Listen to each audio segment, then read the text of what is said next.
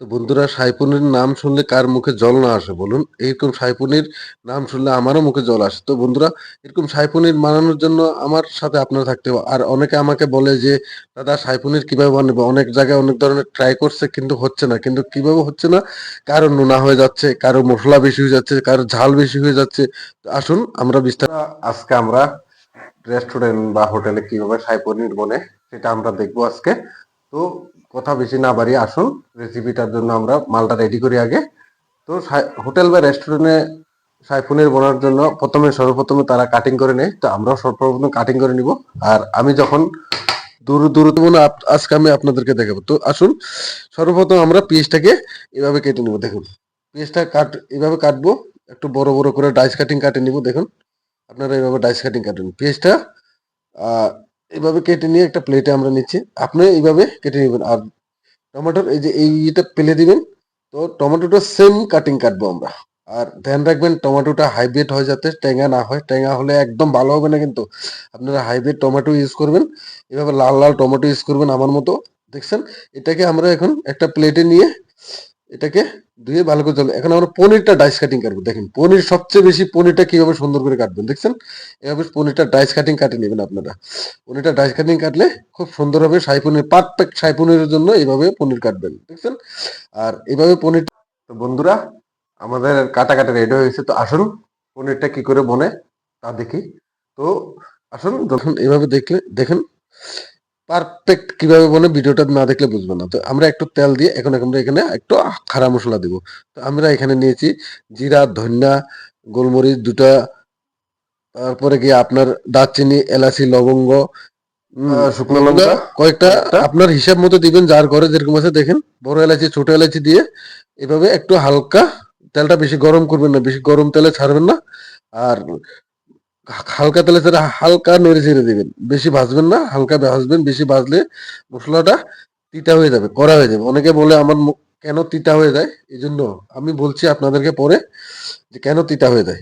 ঠিক আছে, অনেকে বলে নুন হয়ে যায়। তো এইভাবে পারফেক্ট ভাবে ভাজবেন, ঠিক আছে।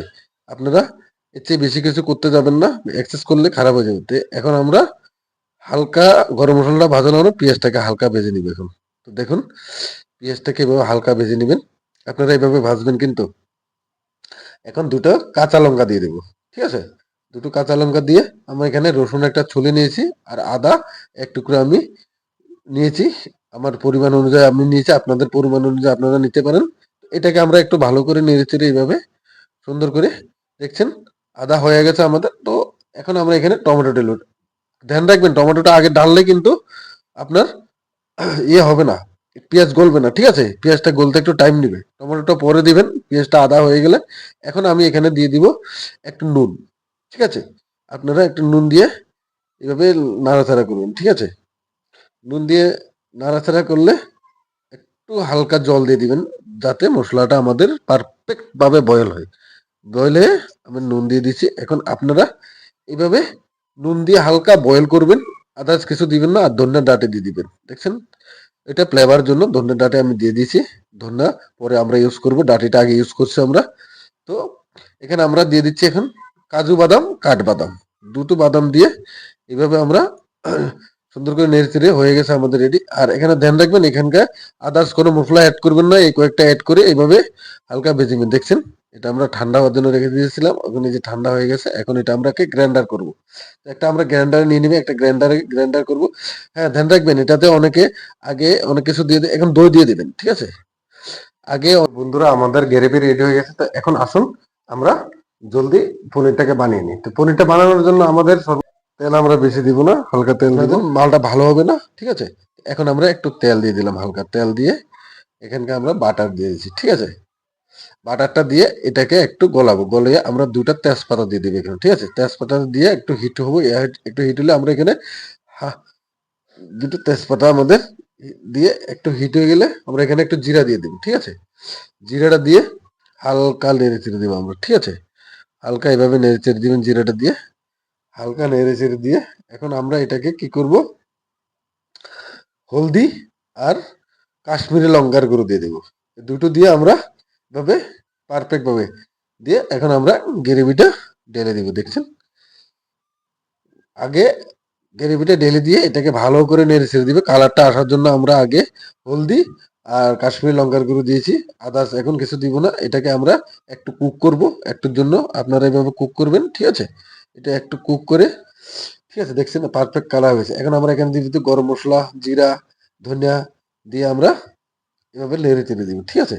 এখন আমরা এটাকে জল দিয়ে 5 মিনিটের জন্য আমরা এটাকে, বন্ধুরা হয়ে গেছে আমাদের 5 মিনিট হয়ে গেছে। এখন আমরা উল্টে দেখবো কিছু কাছে দেখেন, বাহ, আমাদের 5 মিনিট দেখছেন। 5 মিনিট পরে আমাদের মশলা পুরো রেডি। এখন আমরা এখানে পনির ঢেলে দিব, ঠিক আছে? পনিরটা একটা অপশন থাকে, আপনারা পনিরটা ভেজেও দিতে পারেন, না ভেজে দিতে পারেন। আমি ভেজবো না, অনেকে হালকা ভাজে, হালকা ভাজতে পারেন, কোনো প্রবলেম নেই, কিন্তু মশলাটা ঠিক মতো দিবেন, আগে দিবেন না, দেখছেন? এখন আমরা এখানে কচুরি মেথি আর ধনিয়া পাতা দিয়ে দিব, ঠিক আছে? কচুরি মেথি ধনিয়া পাতা দিয়ে আমরা এটাকে হালকা নেড়ে চেড়ে নামিয়ে নিব। পারফেক্ট, এভাবে বানাবেন, খুব টেস্টি স্বাদ পাবেন। আর হ্যাঁ, একটু আপনারা এখানকার দিয়ে দিবেন আমুল ক্রিম, ঠিক আছে? আমুল ক্রিম না দিলে আপনাদের রেস্টুরেন্ট স্টাইলে স্বাদ আসবে না। তো বন্ধুরা, আমার শাহী পনির রেডি হয়ে গেছে। এখন আমরা করব একটা প্লেটে। তাদেরকে আমি বলছি এভাবে বানালে আপনার দিতে হবে না, ঠিক আছে? এভাবে বানাবেন, দেখছেন কেমন সুন্দর লাগছে, আমাদের প্লেটে নিচ্ছি আমরা, কেমন সুন্দর লাগছে। এভাবে কত সুন্দর লাগছে না দেখতে? এভাবে বানাবেন, পারফেক্ট ভাবে বানাবেন, ঠিক আছে? এভাবে বানিয়ে একবার ট্রাই করবেন, ট্রাই করে আমি কমেন্ট করে জানাবেন। তাহলে তিতে হবে না, ঝাল হবে না, নুন হবে না, ঠিক আছে? পারফেক্ট ভাবে বানাবেন, এক্সেস কিছু করবেন না, যেটা আমি ভিডিওতে দেখিয়েছি এইভাবে করুন। তো ভিডিওটা ভালো লাগলে লাইক কমেন্ট শেয়ার করুন প্লিজ, ধন্যবাদ।